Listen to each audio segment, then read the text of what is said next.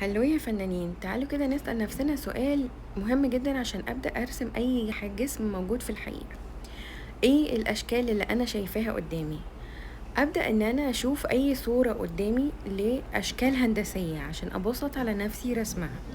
يعني مثلا ممكن جدا أختصر عنصر وأحطه جوه شكل هندسي، وكده بدأت أسهل على نفسي إني أرسم العنصر ده. زي ما هنعمل دلوقتي مربع وهنختصر جواه جسم التفاحة، ونبدأ نرسم جسم التفاحة جوه المربع ده ونشوف شكله هيبقى عامل ازاي.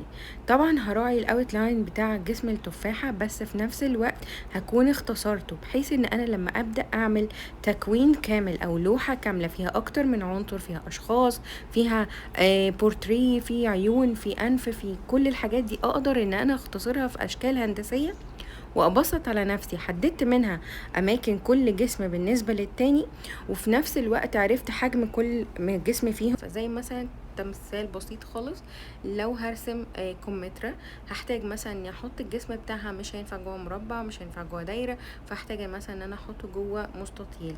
وهبدا ارسم الكمثرى نفسها على جزئين، جزء منها تكون دايره، وجزء التاني هيكون شكل بيضاوي.